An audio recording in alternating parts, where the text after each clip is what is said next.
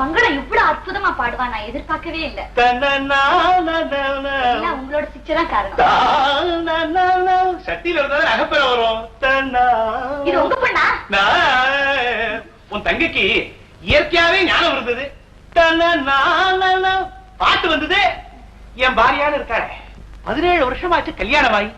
நானும் அண்ணல இருந்து பாட்டு சொல்லி கொடுத்துதான் இருக்கேன். என்ன பிரயோஜனம்? பாய திறந்தா போறோம். மழை காலத்து தவடலாம்.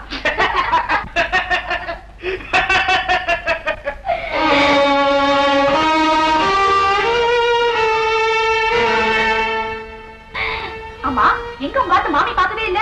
அது ஏன் கேட்கிறப்போ உங்க கல்யாண சாப்பாடு அவன் கொடுத்து வைக்கல. கோமதி, ஜானவாத்துக்கு வர முடியாது, முகூர்த்தத்துக்கு வர முடியாது. ஆத்துக்காரிகள் நான் தான் கவனிக்கணும். எது எப்படி இருந்தா என்ன? கல்யாணத்துக்கு முதல் நாளே நான் வந்து விடுவேன். 4 வேளை இங்கதான். அஷடு அஷடு அம்மாவையே ஒன்று இருக்கு. நான் மட்டுமே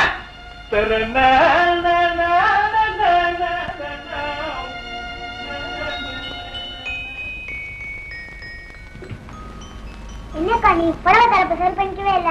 அந்த மாமா உன்னைய ஊருன்னு பாத்துருந்த. நான் கவனிக்கவே இல்லம்மா. ஆம்பளைங்கிறதே மறத்து போச்சுடி.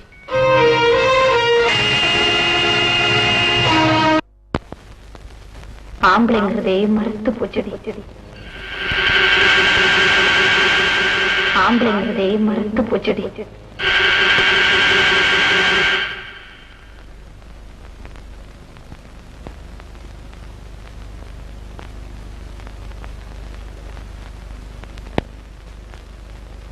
ஆம்பளைங்கிறதே மறந்து போச்சுடி.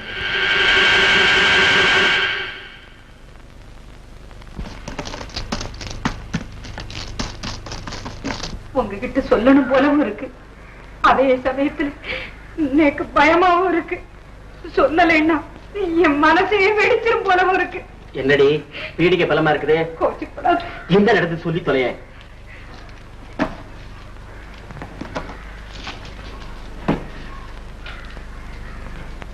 புடவையை ஏன் சரி பண்ணிக்கலேன்னு குழந்தை கேட்டா அதுக்கு லலிதா என்ன சொன்னாங்க?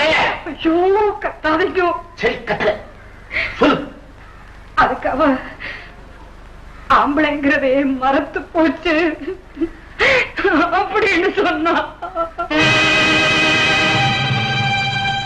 அப்படின்னா என்ன அர்த்தம்? எதுக்காக அப்படி சொல்லணும்? ஊரு விட்டு ஊரு போய் தனியா கஷ்டப்படுற குழந்தை அப்படி சொல்றான்னா,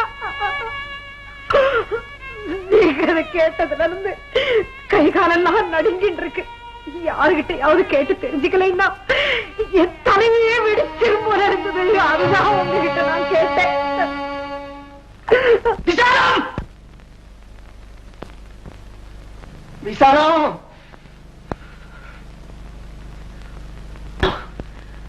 உனக்கு என்ன புத்தி பேதரிச்சு போச்சா? அவ அம்பாடி அம்பாடி பாத்தியா? இதெல்லாம் அவ தெய்வல வாங்கி வச்ச சீர்வரிசை. மகாலட்சுமி மகாலட்சுமி கிளத்தடியிலையும் குளத்தடியிலையும் வம்பு பேசிய பொங்குநாட்டிய மனசெல்லாம் கரையா அரைச்சிருக்கு.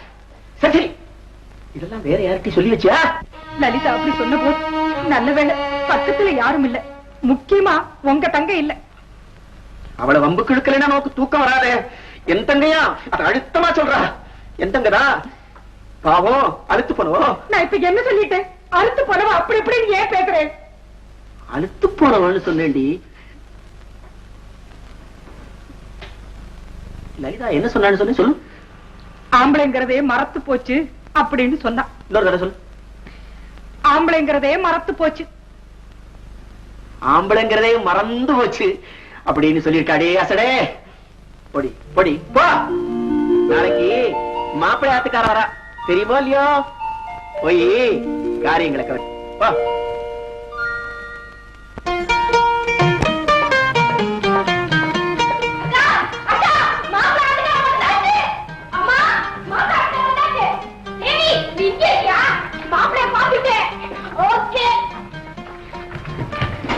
என்னடி என்ன ஓட்டம்?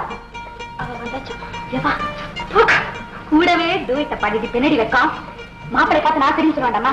இப்படி கட்டையோட பார்த்து சொல்றேன். ஏதாவது சொல்லணுமா? இதை நான் கொண்டு போய் கொடுக்க மாட்டேன். இவர்தான் நான் தான் இந்த ஊர் பஞ்சாயத்து போர்டு சேர்மன். இந்த வீடு இவரோட தான். வணக்கம் வணக்கம். உங்க வீடு மாதிரி நினைச்சுக்கலாம். வாங்க டிஃபன் சாப்பிடலாம். நான் என்னங்க முதல்ல மாப்பிள்ளை உட்காருங்க. வேறமா மாமி என்னைய பார்த்து போடு. மாப்பிள்ளை ஏன் திருஷ்டி கழிச்சு போடுங்க. மாப்பிள்ள எந்த கல்யாணத்திலயும் இவனை நிச்சயம் பார்க்கலாம். இவன் தான் சமையல். இவனு எல்லா கல்யாணத்திலையும் இருப்பான். சாப்பாட்டு வேலையில. சரி கேசரிய போடுறா. என்ன என்ன என்ன என்ன என்ன என்ன கேசரியில ஒரே முந்திரி பருப்பு. என்ன தெரியுதா? நானா கே ஜெயராமன், கரண்டி ஜெயராமன். அதே கரண்டி அதே ஜெயராமன்.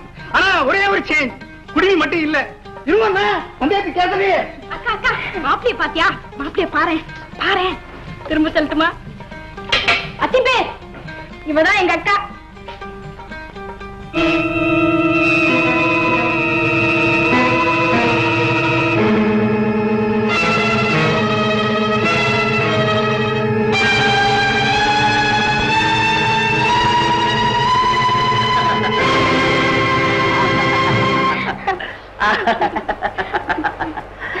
ஆமா தமிழ் பேசுறியே, நீ எந்த ஊர்காரி?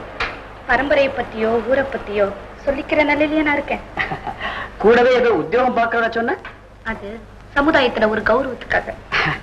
ஆமா நீ ஏன் கல்யாணம் பண்ணிக்கவே இல்ல? 11 குழந்தைகளோட என்ன கல்யாணம் பண்ணிக்க யாருக்கு தைரியம் வரும்? 11 குழந்தைகளா?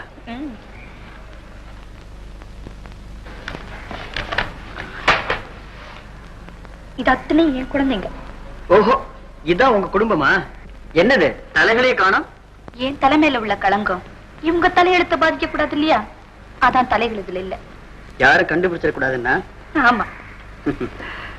நீ அழகா மட்டும் இல்ல, அறிவுள்ளவளாவும் இருக்க. அழகத்தானே விக்கிறேன், அறிவு இல்லையே. சரி, யாராவது உன்னை கல்யாணம் பண்ணிக்க தயாரா இருந்தா நீ இதை விட்டுருவியா? நீங்க தயாரா? நான் ஒரு பேச்சுக்கு சொன்னேன். வர்ற உத்தமர்கள் அத்தனை பேரை எழுதி கொடுத்த மாதிரி இதே வார்த்தையை தான் சார் சொல்றாங்க. ஓஹோ, அப்படியாது. அப்போ நான் எத்தனாவது ஆள்? நான் ஆட்களை என்றதில்ல, அவங்க பணத்தை தான் என்றது.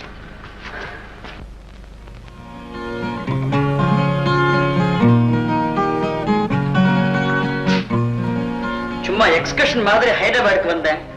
நாளைக்கு ஊருக்கு போகணும். ஆத்துக்கு போனா தோப்பனார் என்ன கேட்பாரோங்கிற பயமா? நீ பிராமண பொண்ணா? ஆமா.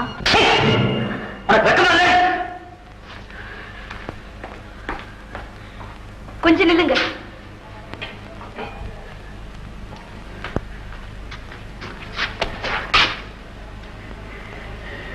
உனக்கு வெக்கமால?